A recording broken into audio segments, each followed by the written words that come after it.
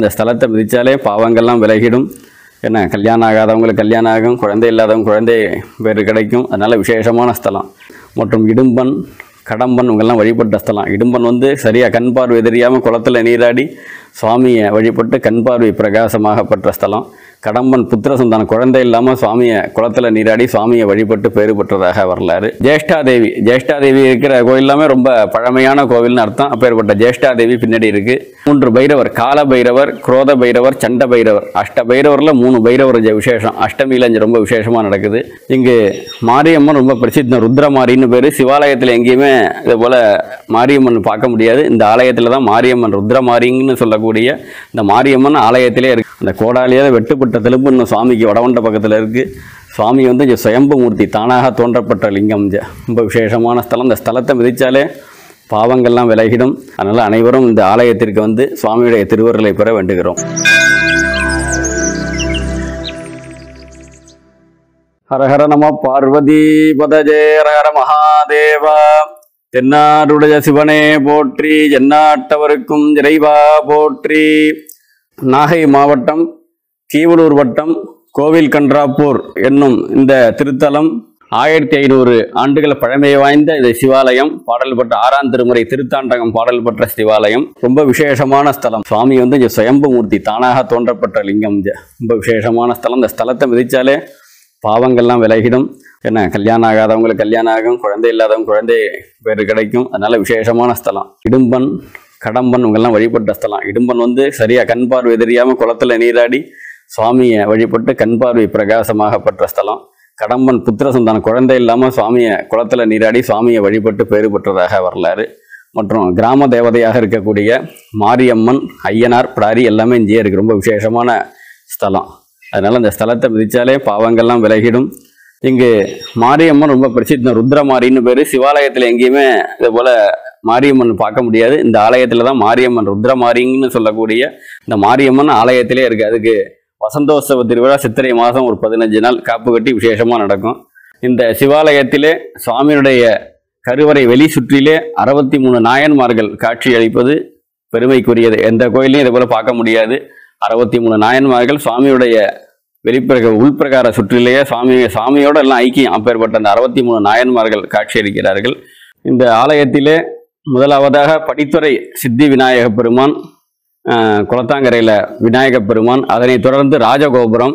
ராஜகோபுரத்தை உள்நோக்கி வந்தால் நந்தியம் பெருமான், அதற்கு தென்னண்ட பக்கம் கன்னிமூல மகாகணபதி, நர்தன விநாயகர், தட்சிணாமூர்த்தி மற்றும்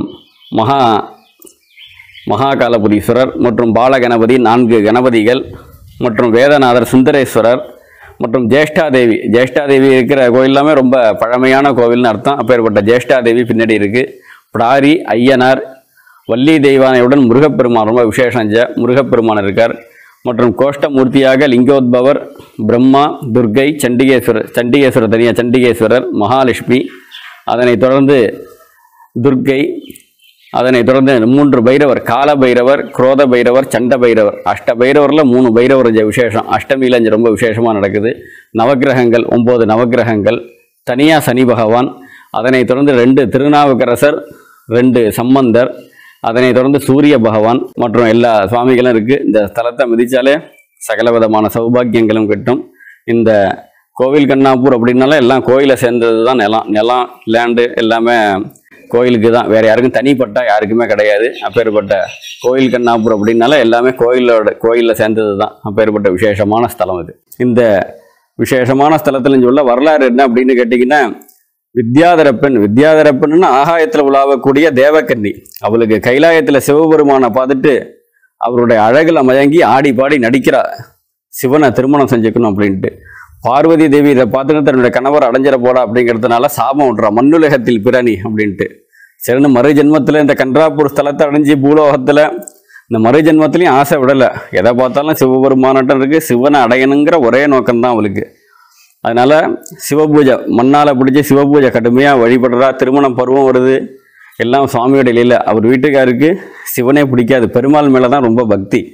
அதனால் சிவனை நீ வழிபடக்கூடாது அப்படின்ட்டு அந்த கமலவல்லிங்கிற அவர் வீட்டுக்காரிகிட்ட சொல்கிறாரு, சிவனை வழிபடக்கூடாதுன்னு சொன்னதை கேட்காம வழிபடுறா.